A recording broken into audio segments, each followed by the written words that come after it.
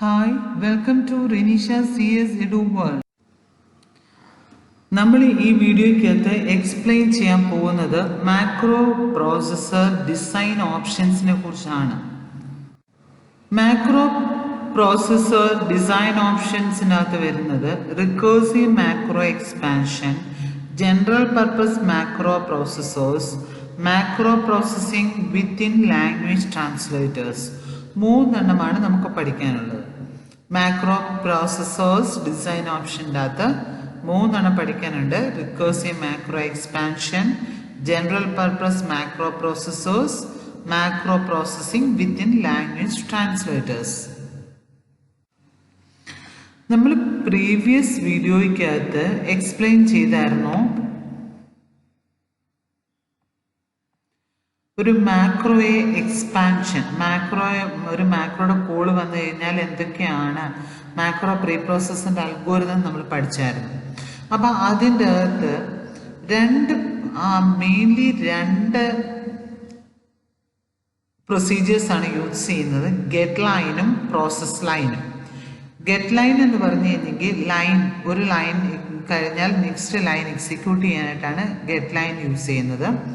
Process line എന്ന് പറയുന്നിടത്ത് രണ്ട് പ്രൊസീജിയേഴ്സ് യൂസ് ചെയ്യുന്നുണ്ട്, ഡിഫൈനും എക്സ്പാൻഡും.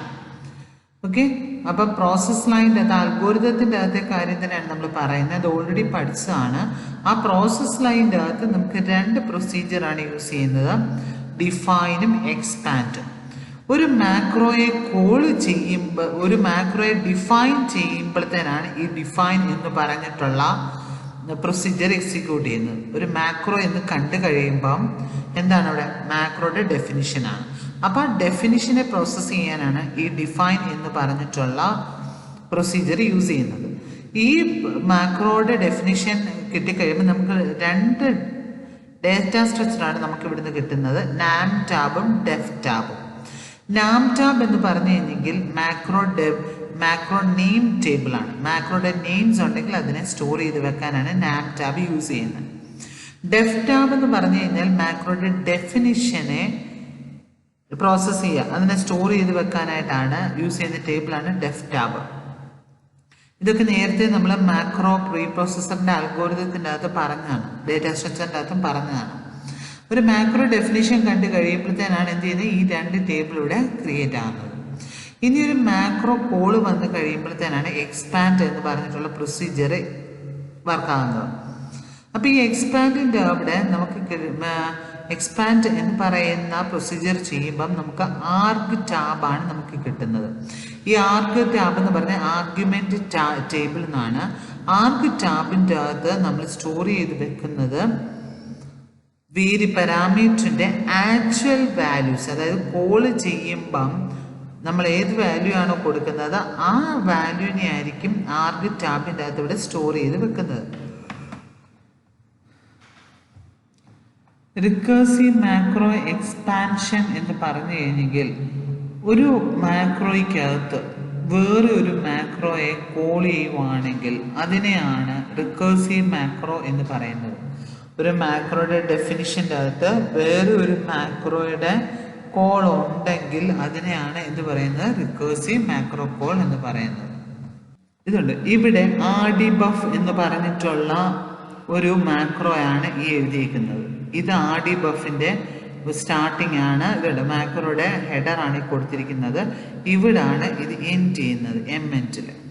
അപ്പം ഇതിൻ്റെ അകത്ത് ഇവിടെ കണ്ടോ ഈ റെഡ് അണ്ടർലൈൻ ചെയ്തിരിക്കുന്നത് RDCchar എന്ന് കൊടുത്തിട്ടുണ്ട്.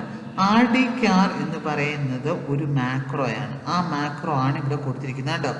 RDchar മാക്രോ എന്ന് പറഞ്ഞ് എഴുതിയിട്ടുണ്ട്, ആംപർസെന്റ് ഇൻ. അപ്പം ഇതൊരു മാക്രോ ഡെഫിനിഷനാണ്. ഒരു മാക്രോയ്ക്കകത്ത് ഒരു മാക്രോയെ കോൾ ചെയ്യുകയാണെങ്കിൽ അതിനെയാണ് എന്ത് പറയുന്നത്, മാക്രോ റിക്കേഴ്സീവ്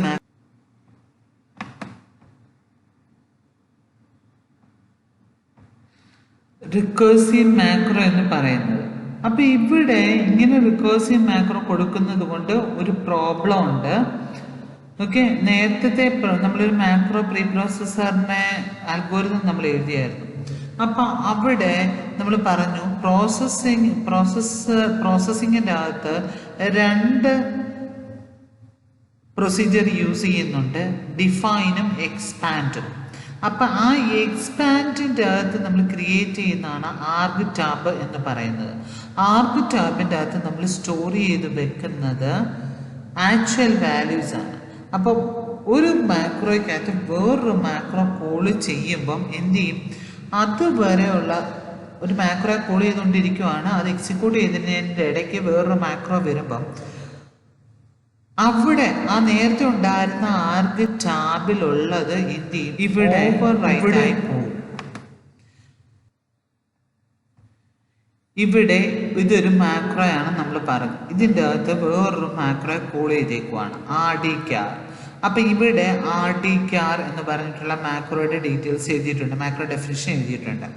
അപ്പം നമ്മളിവിടെ ഈ മാക്രോയെ RDBuf എന്ന് പറഞ്ഞിട്ടുള്ള മാക്രോയെ കോൾ ചെയ്യുവാണ്. കോൾ ചെയ്യുമ്പം ബഫ് EDDRന്റെ വാല്യൂ ഏതാണ്, ബഫറാണ്. റെക്കോർഡ് ലെങ്തിൻ്റെ വാല്യൂ ലെങ്ത് ആണ്. INDEV ഇൻപുട്ട് ഡിവൈസിന്റെ വാല്യൂ F1 ആണ്. അപ്പൊ ഇത്രയുമാണ് ഇവിടെ കൊടുത്തേക്കുന്നത്. അപ്പൊ ഇതെങ്ങനെയാണ് ഇത് മാക്രോയെ കോൾ ചെയ്യുമ്പോഴത്തേന് വരുന്നത്, ആദ്യം clear X, clear A, clear S, okay, plus LDT 4096, അവിടെ ഒന്നും മാറ്റമില്ല. ഇനി ഇവിടെ വന്നു വരുമ്പം RDREC എന്ന് പറഞ്ഞു വന്നു കഴിയുമ്പം ഇപ്പൊ ഓൾറെഡി ആർഗ് ടാബിൻ്റെ അകത്ത് ആക്ച്വൽ വാല്യൂസ് ആണ് ഉള്ളത്. അപ്പം ബഫർ ഉണ്ട്, ലെങ്ത് ഉണ്ട്, F1 ഉണ്ട്. അപ്പൊ ഇവിടെ വന്നു കഴിയുമ്പം RDCAR എന്ന് വന്നു കഴിയുമ്പം ഇതെങ്ങോട്ടാണ് പോകുന്നത്, ആംപ്രസെന്റ് INDEV ആണ് ഇപ്പൊ ഇതിൻ്റെ അകത്ത് വേണ്ടത്, ആർഗ് ടാബിൻ്റെ അകത്ത് വേണ്ടത്. അപ്പം ഇത് ഇങ്ങോട്ട് പോകും. ഓക്കെ, INDEV എന്ന് പറഞ്ഞതിൻ്റെ വാല്യൂ എന്താണ്, F1 ആണ്. അതായിരിക്കും ആർഗ് ടാബിൻ്റെ അകത്ത് ഇപ്പം ഇത് കോൾ ചെയ്യുമ്പം കാണുള്ളൂ. അപ്പം ഇത് ഫുള്ള് ഇവിടെ എക്സിക്യൂട്ട് ചെയ്ത് കഴിഞ്ഞാൽ ഇത് തിരിച്ചെന്ത് വരും, ഇവിടെ തന്നെയാണ് വരുന്നത്, ഇവിടെ തന്നെ വരും. അത് കഴിഞ്ഞിട്ട് ഇത് എക്സിക്യൂട്ട് ചെയ്ത് ഇങ്ങോട്ട് വരുവാണ്. അപ്പം ഇവിടെ എത്തിക്കഴിയുമ്പം ബഫർ EDDRന്റെ ഒക്കെ വാല്യൂ വേണം. പക്ഷേ എങ്കിൽ എന്ത് കാണില്ല, ആർഗ് ടാബിൻ്റെ അകത്ത് അത് കാണില്ല. കാരണം ഇവിടെ നമ്മൾ കോള് ചെയ്യുമ്പം ആർഗ് ടാബിൻ്റെ അകത്ത് അതിനെ കൊണ്ട് പുഷ് ചെയ്യുന്നുണ്ട്, അല്ല അതിനെ കൊണ്ട് വെക്കുന്നുണ്ട്. ഇവിടെ ഒരു അടുത്ത ഒരു മാക്രോ വന്നു കഴിയുമ്പം എന്ത് ചെയ്യും, അതിനെ ഓവർ റൈറ്റ് ചെയ്യും. ഇനിയും INDEV ഉള്ളൂ, കാരണം എക്സ്പാൻഡിങ് എന്ന് പറഞ്ഞതിൻ്റെ വാല്യൂ നമ്മൾ സെറ്റ് ചെയ്തിരിക്കുന്നത് ട്രൂ ആയിട്ടാണ്. അപ്പം അതിന് ആർഗ് ടാബിൻ്റെ അകത്ത് ഓവർ റൈറ്റ് ചെയ്യും. അതെന്ന് വെച്ചാൽ പ്രൊസീജിയർ എക്സ്പാൻഡ് എന്ന് പറഞ്ഞിട്ടുള്ളത് റിക്കേഴ്സീവ്ലിയാണ് കോൾ ചെയ്യുന്നത്. അപ്പോൾ ഒരു പ്രാവശ്യം മാക്രോയുടെ കോള് വന്ന് അടുത്ത കോള് വന്നു കഴിയുമ്പോഴത്തേന് എന്ത് ചെയ്യും, അത് ആർഗ് ടാബിനകത്തുള്ളതിനെ ഓവർ റൈറ്റ് ചെയ്യണം. ഓരോ മാക്രോയുടെ ഇൻവൊക്കേഷൻ വന്നു കഴിയുമ്പോഴും ആർഗ് ടാബിൻ്റെ അകത്തുള്ളതിനെ ഓവർ റൈറ്റ് ചെയ്ത് വെച്ചിരിക്കുവാണ്. അങ്ങനെയാണ് നമ്മൾ പ്രോഗ്രാം എഴുതി വെച്ചേക്കുന്നത്. നമ്മൾ നേരത്തെ എഴുതിയിട്ടുണ്ടല്ലോ അൽഗോരിതത്തിനകത്ത് അങ്ങനെയാണ് സെറ്റ് ചെയ്ത് വെച്ചേക്കുന്നത്. അപ്പം ഓരോ ഇൻവൊക്കേഷനും വരുമ്പോഴും ആർഗ് ടാബിൻ്റെ അകത്തുള്ളതിനെ ഓവർ റൈറ്റ് ചെയ്യും.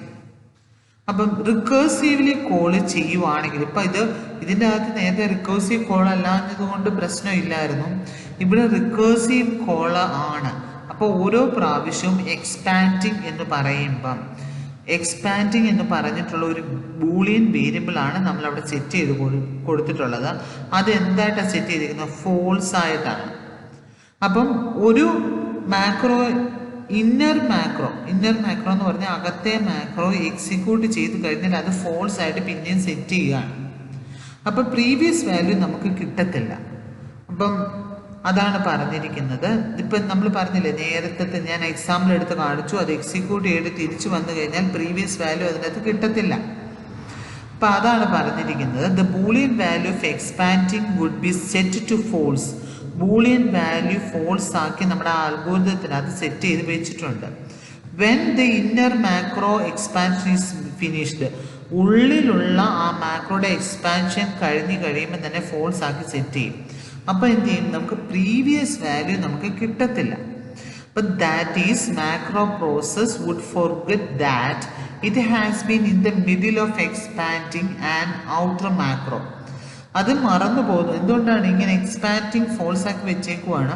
അപ്പം ഇതുകൊണ്ട് ഇത് മറന്നു പോകുന്നു. പകുതി വരെ ചെയ്തിട്ടുള്ളൂ, മിഡിൽ വരെ കുറച്ച് ചെയ്തിട്ടുള്ളൂ എക്സ്പാൻഡിങ്.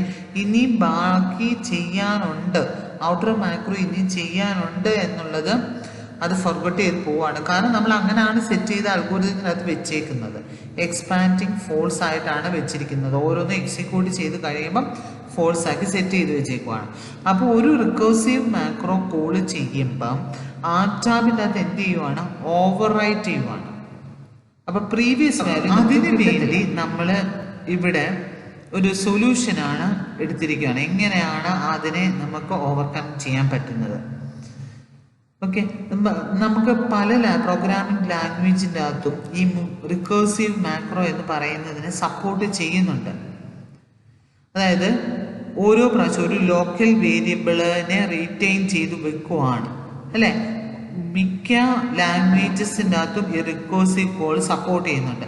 ഇപ്പം സി ആയിക്കോട്ടെ, ജാവ, ഓക്കെ, പിന്നെ ഇത് നമ്മുടെ പൈത്തൺ, ഓക്കെ, C++, ഇതിൻ്റെ അകത്ത് എല്ലാ റിക്കേഴ്സീവ് കോളിനെയും സപ്പോർട്ട് ചെയ്യുന്നുണ്ട്.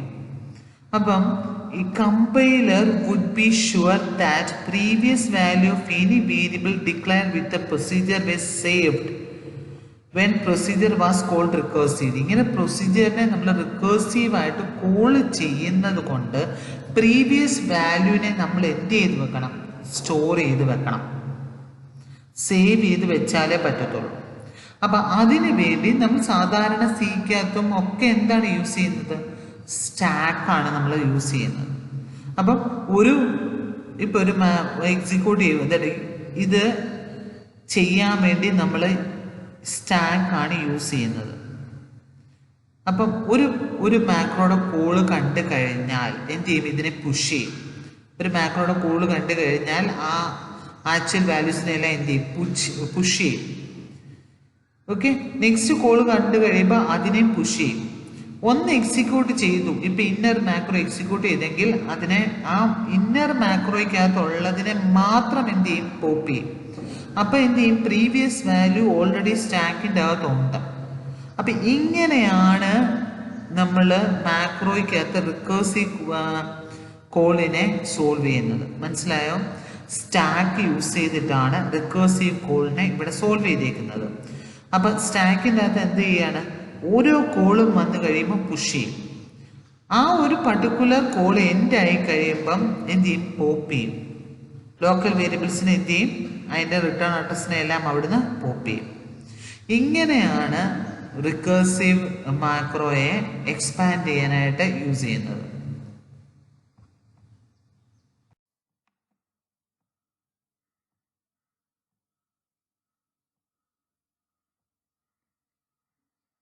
Next is general purpose macro processor. നമുക്ക് സാധാരണ ഒരു മാക്രോ പ്രോസസ്സർ എന്ന് പറയുന്നത് 3 തരത്തിലുള്ള എക്സാമ്പിൾസ് ആണ് ഇവിടെ പറഞ്ഞേക്കുന്നത്. ഒരു macro preprocessor designed for use by assembler language programmer. അതായത് ഒരു മാക്രോ പ്രോസസ്സർ എന്ന് പറയുന്നത് ഡിസൈൻ ചെയ്യുന്നത്, നമ്മൾ ഏതാണോ മാക്രോ പ്രീ പ്രോസസ്സർ എന്താണ് ചെയ്യുന്നത്, നമ്മൾ ആ മാക്രോയ്ക്കകത്തുള്ള ഒരു മാക്രോ കോള് വന്ന് കഴിയുമ്പം എന്ത് ചെയ്യും, ആ മാക്രോ ഡെഫിനിഷൻ്റെ അകത്ത് പോയി എക്സ്പാൻഡ് ചെയ്യും അല്ലേ. എന്നിട്ട് അതിനെ മാക്രോ കോളിൻ്റെ അവിടെ കൊണ്ടുപോയി എക്സ്പാൻഡ് ചെയ്ത് എഴുതുകയാണ് ചെയ്യുന്നത്. എന്താ ചെയ്യുക, ഒരു പ്രോഗ്രാം എക്സിക്യൂട്ട് ചെയ്യുമ്പം ഒരു മാക്രോ കോൾ ഉണ്ടെങ്കിൽ അതിനെ എക്സ്പാൻഡ് ചെയ്ത് അവിടെ എഴുതും. അപ്പം നമുക്ക് എന്താണ്, നമുക്ക് കിട്ടുന്നത് ഒരു അസംബ്ലി ലെവൽ ലാംഗ്വേജ് ആണ് നമുക്ക് കിട്ടുന്നത്. അപ്പം ഏത് അസംബ്ലറാണോ യൂസ് ചെയ്തിരിക്കുന്നത് അതിന് ഈക്വലൻ്റ് ആയിട്ടുള്ള ഒരു അസംബ്ലി ലാംഗ്വേജ് ആയിരിക്കും നമുക്ക് കിട്ടുക. ഇനി use with a high level programming language. ഓരോ പ്രോഗ്രാമിംഗ് ലാംഗ്വേജിനനുസരിച്ച് എന്ത് ചെയ്യും, ഈ മാക്രോ പ്രീ പ്രോസസ്സറിന്റെ ഡിസൈന് വ്യത്യാസം വരും. അപ്പം അതുകൊണ്ട് നമ്മൾ എന്ത് ചെയ്യുക, ഇപ്പം ഓരോ അസംബ്ലറും അനുസരിച്ച് നമ്മൾ എന്ത് ചെയ്യുക, മാക്രോയുടെ ഡിസൈനിങ് വ്യത്യാസം വരും അല്ലേ, മാക്രോയുടെ ഔട്ട്പുട്ട് നമുക്ക് കിട്ടുന്ന വ്യത്യാസമായിരിക്കും. കൂടാതെ ഓരോ ഹൈ ലെവൽ പ്രോഗ്രാമിംഗ് ലാംഗ്വേജ് വെച്ചിട്ടാണെങ്കിൽ ആ പ്രോഗ്രാമിംഗ് ലാംഗ്വേജിനനുസരിച്ച് എന്ത് ചെയ്യാം, മാക്രോയുടെ പ്രീ പ്രോസസ്സറിന് വ്യത്യാസം വരാം. അപ്പം ഈ ജനറൽ പർപ്പസ് മാക്രോ പ്രീ പ്രോസസ്സറിൻ്റെ അകത്ത് പറയുന്നത് നമ്മളൊന്നും എല്ലാത്തിനും ഇപ്പൊ പലതരത്തിലുള്ള ലാംഗ്വേജസ് ഉണ്ട്, സി ഉണ്ട്, ജാവ ഉണ്ട്. അപ്പൊ ഇതിനൊന്നും സെപ്പറേറ്റ് ആയിട്ട് ഓരോന്നിനും ഓരോ തരത്തിലാണ് ഈ മാക്രോ എക്സിക്യൂട്ട് ചെയ്യുന്നത്. അങ്ങനല്ലാതെ ഒരു ജനറൽ ആയിട്ട് ഒരു മാക്രോ പ്രീ പ്രോസസ്സറിനെ പറയുന്നതാണ് general purpose macro preprocessor. Programming ലാംഗ്വേജോ അസംബ്ലറോ എന്തോ ആയിക്കോട്ടെ, എന്താണെങ്കിലും ഒരു ജനറൽ ആയിട്ട് ഉണ്ടാക്കുന്ന മാക്രോ പ്രീ പ്രോസസ്സറിനെയാണ് ജനറൽ പർപ്പസ് മാക്രോ പ്രോസസ്സർ എന്ന് പറയുന്നത്. അപ്പൊ ഇതൊരു പർട്ടിക്കുലർ ലാംഗ്വേജുമായിട്ടൊന്നും ടൈ ചെയ്തിട്ടില്ല. ഏത് പ്രോഗ്രാമിംഗ് ലാംഗ്വേജ് ആണെങ്കിലും ശരി, ഈ general purpose macro pre processor work ചെയ്യാം. മനസ്സിലായോ? ഒരു പർട്ടിക്കുലർ ലാംഗ്വേജ് മാത്രമല്ല, ഏത് ലാംഗ്വേജ് കൊടുത്തു കഴിഞ്ഞാലും ഈ general purpose macro processor work ചെയ്യണം. ഓക്കെ, അതായത് can be used with a variety of different ലാംഗ്വേജസിനകത്ത് വർക്ക് ചെയ്യണം. ഒരു പർട്ടിക്കുലർ ലാംഗ്വേജിന് മാത്രമല്ല, ഏത് ലാംഗ്വേജ് കൊടുത്തു കഴിഞ്ഞാലും വർക്ക് ചെയ്യണം. അല്ലാതെ പർട്ടിക്കുലർ ലാംഗ്വേജിന് വേണ്ടി അത് മാത്രമല്ല ഇത് യൂസ് ചെയ്യാൻ പറ്റുന്നത്. അപ്പൊ ഇവിടെ നമ്മൾ ചെയ്യുന്നത് ഇപ്പൊ സോഴ്സ് പ്രോഗ്രാം വിത്ത് മാക്രോ ഉള്ള ഒരു സോഴ്സ് പ്രോഗ്രാം ആണ് കൊടുക്കുന്നത്. ആർക്ക്? മാക്രോ പ്രീ പ്രോസസ്സർക്ക് കൊടുത്തു കഴിഞ്ഞാൽ എന്ത് ചെയ്യും, മാക്രോ കോൾ ഉള്ളിടത്തിനെ എക്സ്പാൻഡ് ചെയ്തിട്ട് നമുക്ക് ഒരു സോഴ്സ് കോഡ് കിട്ടും. അതിനെയാണ് ആർക്ക് കൊടുക്കുന്നത്? കമ്പൈലർക്ക് അല്ലെ അസംബ്ലർക്ക് കൊടുക്കുന്നത്.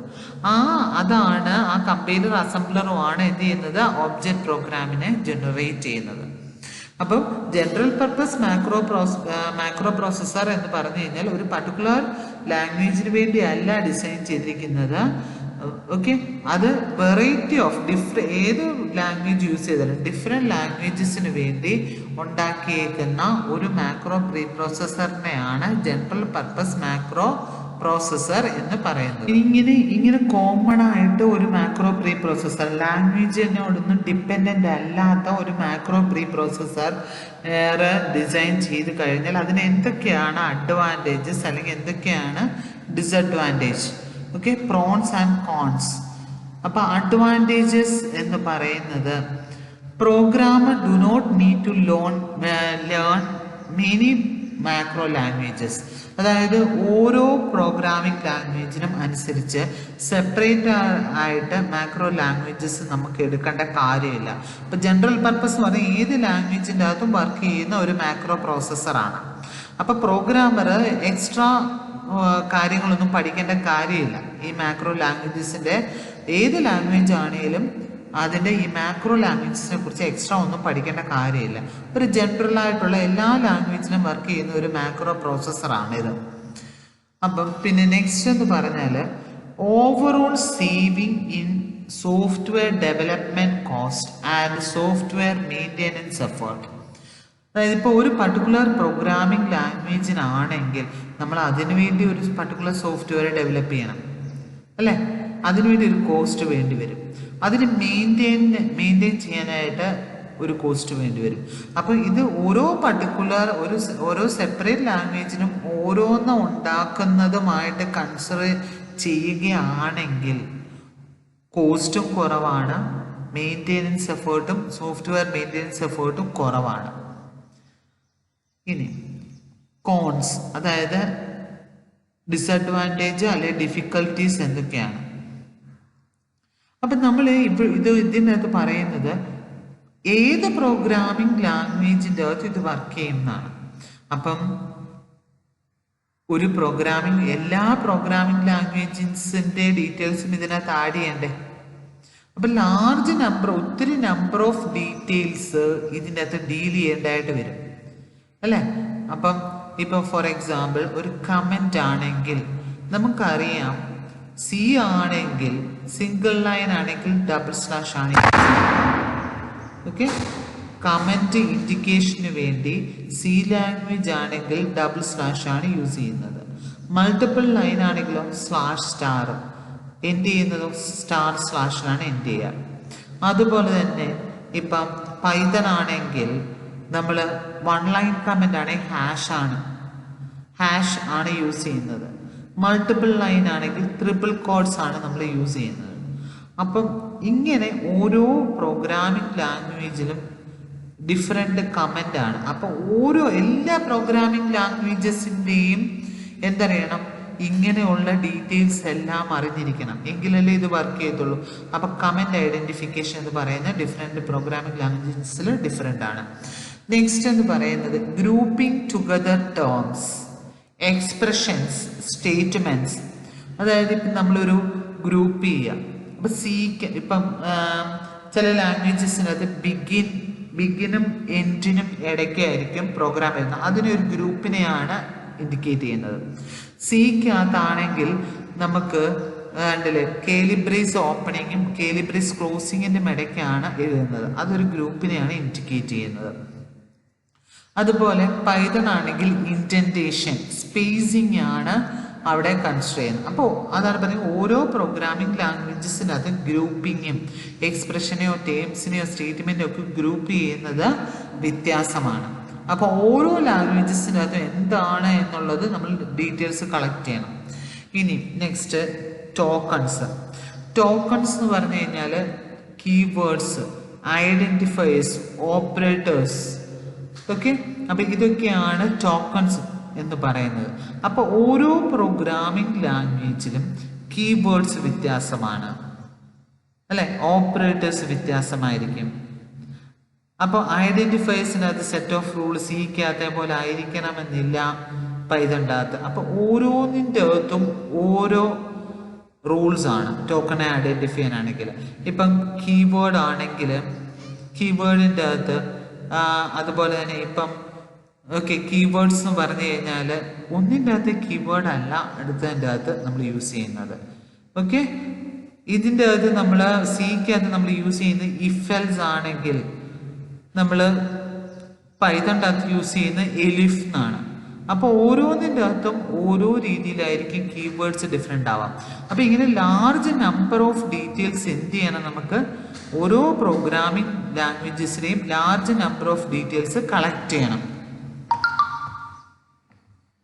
നമ്മൾ പറഞ്ഞായിരുന്നു മാക്രോ പ്രോസസ്സർ എന്ന് പറയുന്ന ഒരു പ്രീ പ്രോസസ്സറാണ്. ഓക്കെ, നമ്മൾ കൊടുക്കുന്ന പ്രൊഡ്യൂസ് ആൻഡ് ഈ മാക്രോ പ്രീ പ്രോസസ്സർ എന്താണ് ചെയ്യുന്നത്, സോഴ്സ് പ്രോഗ്രാമിനെ എക്സ്പാൻഡ് ചെയ്യും. മാക്രോ ഉണ്ട് എന്നുണ്ടെങ്കിൽ ആ ഒരു മാക്രോ ഉള്ളതിനെ എക്സ്പാൻഡ് ചെയ്തിട്ട്, മാക്രോ കോൾ ഉണ്ടെങ്കിൽ ആ മാക്രോ കോളിനെ എക്സ്പാൻഡ് ചെയ്തിട്ട് അതാണ് ആർക്ക് കൊടുക്കുന്നത്, അസംബ്ലർക്കും കമ്പൈലറിനും ഇൻപുട്ടായിട്ട് കൊടുക്കുന്നത്. അപ്പോൾ ഇതിൻ്റെ അകത്ത് 2 തരത്തിലുണ്ടെന്ന് പറഞ്ഞു. ലൈൻ ബൈ ലൈൻ മാക്രോ പ്രോസസ്സറും ഉണ്ട്, ഇൻറ്റഗ്രേറ്റഡ് മാക്രോ പ്രോസസ്സറും. 2 തരത്തിലുള്ള മാക്രോ പ്രോസസ്സറാണ് ഉള്ളത്. ഓക്കെ, 2 തരത്തിലുള്ള പ്രോസസ്സിംഗ് വിത്ത് ലാംഗ്വേജ് ട്രാൻസ്ലേറ്റർ ആണ് ഉള്ളത്. അതിൻ്റെ അകത്ത് ഫസ്റ്റ് ലൈൻ ബൈ ലൈൻ ആണെങ്കിൽ ഓക്കെ, അപ്പം use as a sort of input routine for assembler or compiler. Okay, input routine ആരാണ് കൊടുക്കുന്നത്, ഈ മാക്രോ പ്രീ പ്രോസസ്സർ ആണ് അസംബ്ലർക്കും കമ്പൈലറിനും കൊടുക്കുന്നത്. നമ്മൾ സോഴ്സ് പ്രോഗ്രാമിനെ ഇത് റീഡ് ചെയ്യും. ഓക്കെ, സോഴ്സ് പ്രോഗ്രാമിനെ റീഡ് ചെയ്യും, എന്നിട്ട് ഒരു മാക്രോ ഡെഫിനിഷൻ പ്രോസസ് ചെയ്യും. മാക്രോ ഡെഫിനിഷനെയും പ്രോസസ് ചെയ്യും, കൂടാതെ എക്സ്പാൻഡ് ചെയ്യും. ഒരു മാക്രോ ഇൻവൊക്കേഷൻ ഉണ്ടെങ്കിൽ ആ മാക്രോ ഇൻവൊക്കേഷനെയും ഇത് എക്സ്പാൻഡ് ചെയ്യും. എന്നിട്ട് ഇങ്ങനെ ഈ എക്സ്പാൻഡ് ചെയ്യുന്നതിനെ ആർക്ക് കൊടുക്കും, അസംബ്ലർക്ക് അല്ലെ കമ്പൈലർക്ക് കൊടുക്കും. മനസ്സിലായോ? അപ്പം ഈ line by line macro preprocessor എന്താ ചെയ്യുന്നത്, ഇൻപുട്ട്, ചില ഇൻപുട്ടുകൾ ആർക്ക് കൊടുക്കും, അസംബ്ലറിനും കമ്പൈലറിനും കൊടുക്കും. ഓരോ ലൈൻ ബൈ ലൈൻ ആയിട്ടാണ് കൊടുക്കുന്നത്. അപ്പോൾ ആദ്യം എന്താ ചെയ്യുന്നത്, ഒരു സോഴ്സ് പ്രോഗ്രാമിനെ ഇത് റീഡ് ചെയ്തിട്ട് മാക്രോയുടെ ഡെഫിനിഷൻ ആണോ എന്ന് നോക്കും. മാക്രോ ഡെഫിനിഷൻ ആണോ എന്ന് നോക്കും. പിന്നെ ഒരു മാക്രോയുടെ കോള് വന്നു കഴിഞ്ഞാൽ അതിനെ എക്സ്പാൻഡ് ചെയ്യും. ആ എക്സ്പാൻഡ് ചെയ്ത് കിട്ടുന്ന ഔട്ട്പുട്ടിനെ, ഇവിടുന്ന് വരുന്ന ഓരോ ലൈൻ ബൈ ലൈൻ ഉണ്ടല്ലോ, ആ ലൈനെ ആർക്ക് കൊടുക്കും, അസംബ്ലർ അല്ലെ കമ്പൈലറിനാണ് കൊടുക്കുന്നത്. Next macro processing within language translators ആണ്. അതിനകത്ത് നമ്മളൊരു മാക്രോ പ്രീ പ്രോസസ്സിങ്ങിനകത്ത് എന്താണ് ചെയ്യുന്ന പ്രീ പ്രോസസ്സർ? നമ്മൾ കൊടുക്കുന്ന പ്രീ പ്രോസസ്സറാണ്. മാക്രോ പ്രോസസ്സർ എന്ന് പറയുന്നത് ഒരു പ്രീ പ്രോസസ്സറാണ്. പ്രീ എന്ന് പറഞ്ഞാൽ മുന്നിൽ നടക്കണം അല്ലേ? ആദ്യം പ്രീ എന്ന് പറഞ്ഞാൽ മുന്നിലാണ് നടക്കേണ്ടത്. അപ്പം നമ്മൾ ഒരു സോഴ്സ് കോഡിൻ്റെ അകത്ത് മാക്രോ ഉള്ളതിനെ എന്ത് ചെയ്യുക? മാക്രോ പ്രോസസ്സർ വിത്തൗട്ട് മാക്രോ ആക്കി മാറ്റും. ഒരു എക്സ്പാൻഡഡ് കോഡാക്കി ഒരു ഫയലിൻ്റെ അകത്ത് റൈറ്റ് ചെയ്യും. മനസ്സിലായോ? അപ്പം മാക്രോ പ്രീ പ്രോസസ്സർ എന്ന് പറഞ്ഞെങ്കിൽ പ്രീ ആണ്, മുന്നേ ആദ്യം നടക്കേണ്ടതാണ്. അപ്പോൾ സോഴ്സ് പ്രോഗ്രാമിൻ്റെ അകത്തുള്ള മാക്രോ ഉള്ള കോഡിനെ എന്ത് ചെയ്യും? വിത്തൗട്ട് മാക്രോ ആക്കി മാറ്റി, അതായത് എക്സ്പാൻഡഡ് ഫോമിൽ ഒരു ഫയലിൻ്റെ അകത്ത് സ്റ്റോർ ചെയ്ത് വെക്കും. അതാണ് ആർക്ക് കൊടുക്കുന്നത്? കമ്പൈലർക്കും അല്ലെങ്കിൽ അസംബ്ലർക്ക് കൊടുക്കുന്നത്. അസംബ്ലറും കമ്പൈലറും എന്ത് ചെയ്യും? അതിനെ ഒബ്ജക്റ്റ് പ്രോഗ്രാം ആക്കി കൺവേർട്ട് ചെയ്യും. ഇനി മാക്രോ പ്രോസസ്സിംഗ് വിത്തിൻ ലാംഗ്വേജ് ട്രാൻസ്ലേറ്ററിൻ്റെ അത് ചെയ്യുന്നത് ഈ ഒരു ഫംഗ്ഷനെ കമ്പൈൻ ചെയ്യാണ്. Combining macro processing function with language translator itself. Macro pre പ്രോസസ്സറിൻ്റെ ഫംഗ്ഷനെ ലാംഗ്വേജ് ട്രാൻസ്ലേറ്ററിൻ്റെ കൂടെ കമ്പൈൻ ചെയ്യുകയാണ്. അപ്പോൾ എന്ത് ചെയ്യുന്നതെന്ന് വെച്ചാൽ ഈ സോഴ്സ് കോഡ് നമ്മൾ കൊടുക്കുക. മാക്രോ ഉള്ള സോഴ്സ് കോഡ് കൊടുത്തു കഴിയുമ്പം ഈ മാക്രോ പ്രീ പ്രോസസ്സർ ഡയറക്റ്റ്ലി ഇവിടെ ഒരു എക്സ്പാൻഡഡ് ഫയലിൻ്റെ അകത്തോട്ട് എഴുതുന്നില്ല, അല്ലാതെ ഡയറക്റ്റ്ലി ആർക്ക് കൊടുക്കും? കമ്പൈലർക്ക് കൊടുക്കും. കമ്പൈലർ എന്താക്കും? ഇതിനെ ഒബ്ജക്റ്റ് പ്രോഗ്രാം ആക്കി കൺവേർട്ട് ചെയ്യും. ഇങ്ങനെയാണ് നമ്മൾ ലാംഗ്വേജ് ട്രാൻസ്ലേറ്ററിനെ മാക്രോ പ്രീ പ്രോസസ്സറുമായിട്ട് കമ്പൈൻ ചെയ്യുന്നത്. മനസ്സിലായോ? എക്സ്പാൻഡഡ് ഫോമിൻ്റെ അകത്ത് ഒരു എക്സ്പാൻഡ് കോഡിനെ ഫയലിൻ്റെ അകത്ത് ഇവിടെ റൈറ്റ് ചെയ്യുന്നില്ല. റൈറ്റ് ചെയ്യാതെ ഡയറക്റ്റ്ലി ആർക്ക് കൊടുക്കുവാണ്? കമ്പൈലർക്ക് കൊടുക്കുവാണ്. കമ്പൈലർ ഓർ അസംബ്ലർ, അത് ട്രാൻസ്ലേറ്റേഴ്സ് ആണ്. ആ കമ്പൈലർ ഓർ അസംബ്ലറിന് മാക്രോ പ്രീ പ്രോസസ്സർ ഡയറക്റ്റ്ലി കൊടുക്കുവാണ്, എക്സ്പാൻഡ് ചെയ്യുന്നില്ല. ഓക്കെ, അതാണ് combining macro processing function with language translator. Macro പ്രോസസ്സറിനെ ലാംഗ്വേജ് ട്രാൻസ്ലേറ്ററുമായിട്ട് കമ്പൈൻ ചെയ്യുകയാണ്. അപ്പം അങ്ങനെ കമ്പൈൻ ചെയ്യാനായിട്ട് രണ്ട് രീതിയിൽ നമുക്ക് ചെയ്യാൻ പറ്റും. ഫസ്റ്റ് വൺ എന്ന് പറയുന്നത് ലൈൻ ബൈ ലൈൻ മാക്രോ പ്രോസസ്സറും ഇൻ്റഗ്രേറ്റഡ് മാക്രോ പ്രോസസ്സറും. ഓക്കെ, അപ്പം കമ്പൈൻ ചെയ്യുവാണ് ലാംഗ്വേജ് ട്രാൻസ്ലേറ്ററിനെ എന്തുമായിട്ട്? വിത്ത് മാക്രോ പ്രോസസ്സർ ഫംഗ്ഷനുമായിട്ട് കമ്പൈൻ ചെയ്യാനാണെങ്കിൽ രണ്ട് രീതി കമ്പൈൻ ചെയ്യാം. ഫസ്റ്റ് വൺ എന്ന് പറയുന്നത് ലൈൻ ബൈ ലൈൻ മാക്രോ പ്രോസസ്സറും രണ്ടാമത്തത് ഇൻ്റഗ്രേറ്റഡ് മാക്രോ പ്രോസസ്സറും. അപ്പോൾ ഇങ്ങനെ കമ്പൈൻ ചെയ്യുന്നത് കൊണ്ടുള്ള അഡ്വാൻറ്റേജ് എന്ന് പറഞ്ഞു കഴിഞ്ഞാൽ ഇവിടെ ഡേറ്റ സ്ട്രക്ചേഴ്സും അതിന് ചില ഫങ്ഷൻസും ഷെയർ ചെയ്യാൻ പറ്റും. അതായത് ലാംഗ്വേജ് ട്രാൻസ്ലേറ്ററിനും മാക്രോയ്ക്കും മാക്രോ പ്രോസസ്സറിനും കുറച്ച് ഡേറ്റ സ്ട്രക്ചേഴ്സും അതിന് ചില ഡേറ്റ സ്ട്രക്ചേഴ്സും ഫങ്ഷൻസും ഷെയർ ചെയ്യാം. അതാണ് അഡ്വാൻറ്റേജ്. പിന്നെ ഡിസഡ്വാൻറ്റേജ് എന്ന് പറഞ്ഞെങ്കിൽ കോംപ്ലെക്സ് ആണ്, മോർ കോംപ്ലെക്സ്. നമ്മൾ സാധാരണ ചെയ്യുന്നതിനെക്കാട്ടിലും കോംപ്ലെക്സ് ആണ് ഇങ്ങനെ line by line macro processor എന്താണ് എന്ന് നമുക്ക് നോക്കാം. അതിന് എന്താണ് ബെനിഫിറ്റ് എന്ന് നോക്കാം. അപ്പം നമുക്ക് ഇവിടെ ചെയ്യുന്നത് നമ്മളൊരു പ്രോഗ്രാം, ഒരു മാക്രോ ഉള്ള ഒരു പ്രോഗ്രാം മാക്രോ പ്രീ പ്രോസസ്സറിന് കൊടുത്തു കഴിയുമ്പം നേരത്തെ എന്താ ചെയ്തുകൊണ്ടിരുന്നത്? അതിനെ മാക്രോ പ്രീ പ്രോസസ്സറിന് കൊടുത്തു കഴിഞ്ഞാൽ അതിനെ എക്സ്പാൻഡ് ചെയ്തിട്ട് ഒരു ഫയലിൻ്റെ അത് എഴുതി വെക്കും. അതാണ് ആ എക്സ്പാൻഡഡ് ഫയലാണ് കമ്പൈലറിന് അല്ല അസംബ്ലറിന് കൊടുക്കുന്നത്. ഇപ്പം ലൈൻ ബൈ ലൈൻ ആണെങ്കിൽ നമ്മൾ ഒരു ലൈൻ എടുത്തു, അത് മാക്രോ കോൾ ആണോ നോക്കും. മാക്രോ കോൾ ആണെങ്കിൽ എക്സ്പാൻഡ് ചെയ്തിട്ട് അത് ഡയറക്റ്റ്ലി അസംബ്ലറിനോ കമ്പൈലറിനോ കൊടുക്കുകയാണ് ചെയ്യുന്നത്. അതൊരു ഇൻ്റർമീഡിയറ്റ് ഫയലിൻ്റെ അത് എഴുതി വെക്കുന്നില്ല. അപ്പോൾ ഇപ്പോൾ ഇവിടെ ഒരു ലൈൻ എടുത്തു, ആ ലൈനെ എന്ത് ചെയ്യും? മാക്രോ കോൾ ആണെന്നുണ്ടെങ്കിൽ എക്സ്പാൻഡ് ചെയ്തിട്ട് അസംബ്ലറിനോ കമ്പൈലറിനോ കൊടുക്കും. അപ്പം ഇങ്ങനെയാണ് ചെയ്യുന്നത്. അപ്പം ഇങ്ങനെ ചെയ്യുന്നത് കൊണ്ടുള്ള എന്തൊക്കെയാണ് ബെനിഫിറ്റ്? അപ്പം to avoid making an extra pass over the source program. ഒരു പ്രാവശ്യം നമ്മൾ എക്സ്പാൻഡ് ചെയ്തിട്ട് പിന്നെയാണ് കമ്പൈലർ അല്ലെങ്കിൽ അസംബ്ലർ എന്ത് ചെയ്യുന്നത്? രണ്ടാമത് പോയി അത് ഒബ്ജക്റ്റ് കോഡ് ക്രിയേറ്റ് ചെയ്യാനായിട്ട് നോക്കുന്നത്. ഇവിടെ അങ്ങനല്ല, ഒരു ലൈൻ എടുത്തെങ്കിൽ ആ line macro pre processor expand ചെയ്യാനാണെങ്കിൽ എക്സ്പാൻഡ് ചെയ്തിട്ട് ആർക്ക് കൊടുക്കും? കമ്പൈലറിനോ അസംബ്ലർക്കോ കൊടുക്കും. അപ്പം ഇവിടെ ഇങ്ങനെ വരുന്ന എക്സ്ട്രാ പാസുകളെ നമുക്ക് കുറയ്ക്കാൻ പറ്റും. അതാണ് ഒരു ബെനിഫിറ്റ്. രണ്ടാമത്തെ ബെനിഫിറ്റ് എന്ന് പറഞ്ഞെങ്കിൽ data structures required by macroprocessor and language translator can be combined. അതായത് ഇപ്പം ഡേറ്റാ സ്ട്രക്ചേഴ്സ്, ചില ഡേറ്റാ സ്ട്രക്ചേഴ്സ് നമ്മൾ ഇതിൻ്റെ അകത്ത് യൂസ് ചെയ്യുന്ന ഇപ്പം അസംബ്ലറിൻ്റെ അകത്ത് യൂസ് ചെയ്യുന്ന ഡേറ്റാ സ്ട്രക്ചേഴ്സാണ് ഓപ്റ്റാബ്, സിംടാബ് എന്നൊക്കെ പറയുന്നത്. പിന്നെ മാക്രോയ്ക്കകത്ത് യൂസ് ചെയ്യുന്ന ഡേറ്റാ സ്ട്രക്ചറാണ് nam tab, def tab, arg tab. ഇങ്ങനെയുള്ള ഡേറ്റാ സ്ട്രക്ചേഴ്സിനെ എന്ത് ചെയ്യാൻ പറ്റും? കമ്പൈൻ ചെയ്യാൻ, രണ്ടിനും യൂസ് ചെയ്യാൻ പറ്റും. അസംബ്ലർക്കും യൂസ് ചെയ്യാം, മാക്രോ പ്രീ പ്രോസസ്സറിനും യൂസ് ചെയ്യാം. അപ്പം അതാണ് അടുത്ത benefit. Okay, data structures required by macro processor and language translator can be combined. രണ്ടും കൂടെ കമ്പൈൻ ചെയ്യാം. ഇനി തേർഡ് ബെനിഫിറ്റ് എന്ന് പറയുന്നത് utility subroutines can be used by both macro processor and language translators.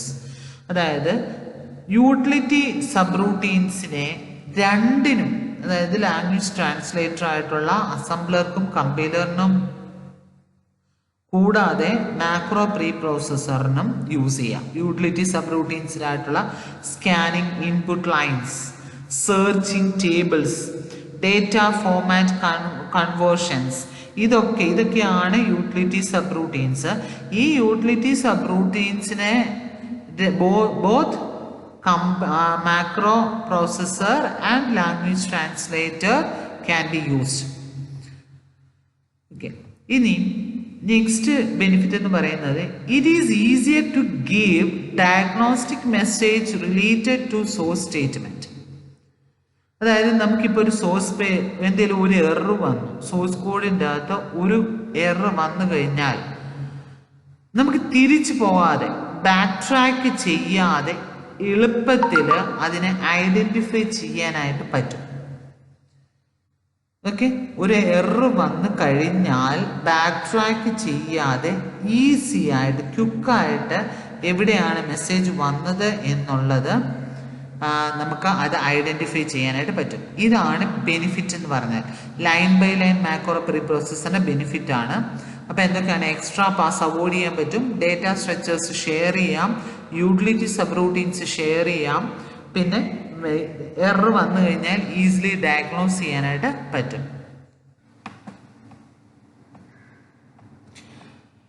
Integrated macro processor. Integrated macro പ്രോസസ്സറിൻ്റെ അകത്ത് macro പ്രോസസ്സറിനെ language ട്രാൻസ്ലേറ്ററിൻ്റെ കൂടെ ഇൻറ്റിഗ്രേറ്റ് ചെയ്യുക. ലാംഗ്വേജ് ട്രാൻസ്ലേറ്റർ എന്ന് പറയുന്നത് കമ്പൈലർ ആവാം, അസംബ്ലർ ആവാം. അപ്പം ലാംഗ്വേജ് ട്രാൻസ്ലേറ്ററിൻ്റെ കൂടെ മാക്രോ പ്രീ പ്രോസസ്സറിനെ ഇൻറ്റഗ്രേറ്റ് ചെയ്യുവാണെങ്കിൽ അതിനെയാണ് ഇൻറ്റഗ്രേറ്റഡ് മാക്രോ പ്രോസസ്സർ എന്ന് പറയുന്നത്.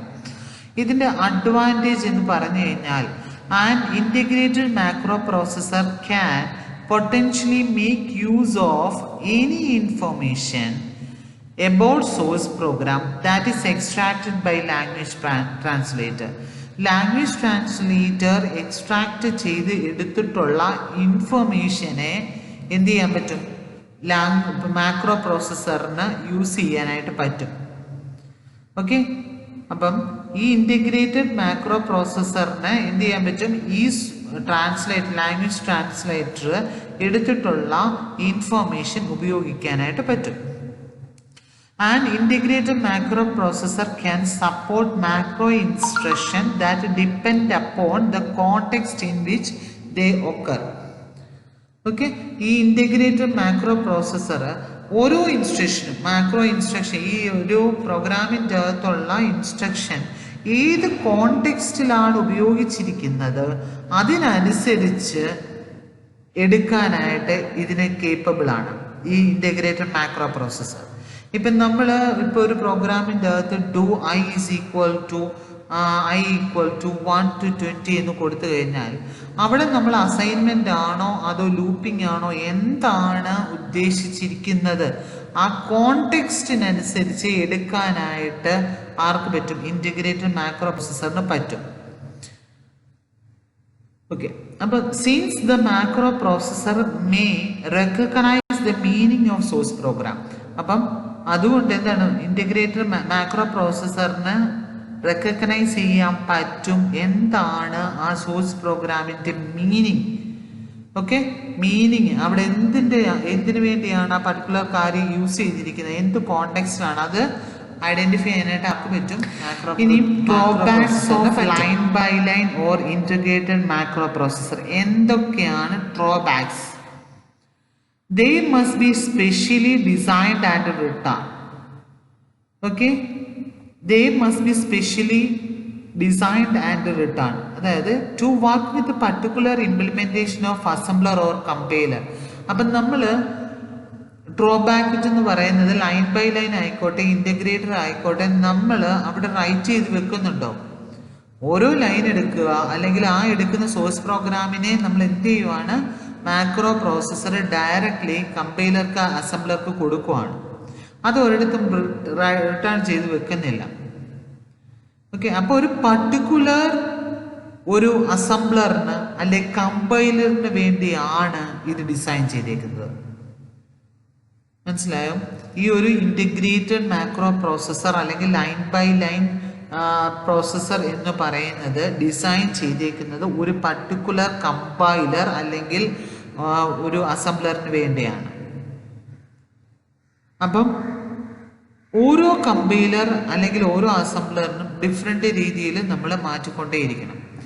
ഇനി next, the cost of macro processor development is added to the cost of language translator. അപ്പം ഈ കോസ്റ്റ് ഓഫ് മാക്രോ പ്രോസസ്സറിന്റെ ഡെവലപ്മെന്റ് എന്ന് പറയുന്നത് എന്തിൻ്റെയും കൂടെ കോസ്റ്റ് ആണ്? ഒരു ലാംഗ്വേജ് ട്രാൻസ്ലേറ്ററിൻ്റെയും കൂടെ കോസ്റ്റ് ആണ്. അപ്പം ഇത് കൂടുതൽ എക്സ്പെൻസീവ് ആണ്. മനസ്സിലായോ? കൂടുതൽ എക്സ്പെൻസീവ് ആണ്. മോർ എക്സ്പെൻസീവ് സോഫ്റ്റ്വെയർ ആണ് ലൈൻ ബൈ ലൈൻ ആണെങ്കിലും ഇൻറ്റഗ്രേറ്റഡ് ആണെങ്കിലും. അപ്പം ഇത് രണ്ടും കൂടെ ഇതിൻ്റെ രണ്ടിൻ്റെയും കോസ്റ്റ് വരും. മാക്രോ പ്രോസസ്സറിൻ്റെയും കോസ്റ്റ് വരും, കൂടാതെ ലാംഗ്വേജ് ട്രാൻസ്ലേറ്ററിൻ്റെയും കോസ്റ്റ് വരും. പിന്നെ the assembler or compiler will considerably large or more complex.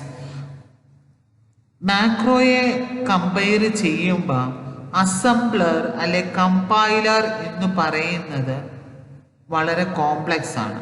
അപ്പം ഇങ്ങനെയുള്ള കോംപ്ലെക്സ് ആയിട്ടുള്ള കാര്യം കൂടുതൽ കമ്പയർ ടു മാക്രോ പ്രോസസ്സർ തന്നെ എടുത്തു കഴിഞ്ഞാൽ ഈ രണ്ടെണ്ണം എന്ന് പറയുന്നത് കമ്പൈൻ ചെയ്ത് ഒന്നെങ്കിൽ ലൈൻ ബൈ ലൈൻ അല്ലെ ഇൻറ്റഗ്രേറ്റഡ് എന്ന് പറയുന്നത് മോർ കോംപ്ലെക്സ് ആണ്. അപ്പം ഈ 3 ഡിസഡ്വാൻറ്റേജ് ആണ് ഉള്ളത്. ഒന്നെന്ന് പറഞ്ഞാൽ എന്താണ്? ഒരു പർട്ടിക്കുലർ അസംബ്ലർ അല്ലെ കമ്പൈലറിന് വേണ്ടി മാത്രമാണ് ഇത് ഡിസൈൻ ചെയ്യുന്നത്. പിന്നെ കോസ്റ്റ് കൂടുതലാണ്. പിന്നെ നെക്സ്റ്റ് എന്ന് പറയുന്നത് മോർ കോംപ്ലെക്സ് ആണ്. നമ്മൾ ഈ വീഡിയോയ്ക്കകത്ത് എക്സ്പ്ലെയിൻ ചെയ്തത് മാക്രോ ഡിസൈൻ ഓപ്ഷൻസ് ആണ്. അപ്പം നിങ്ങൾക്ക് ഈ വീഡിയോ ഇഷ്ടമായെങ്കിൽ ലൈക്ക് ചെയ്യുക, ഷെയർ ചെയ്യുക. പുതിയ അപ്ഡേറ്റ്സ് അറിയാൻ സബ്സ്ക്രൈബ് ആൻഡ് ബെൽ ഐക്കണിൽ പ്രസ് ചെയ്യുക. Thank you for watching this video. Thank you very much.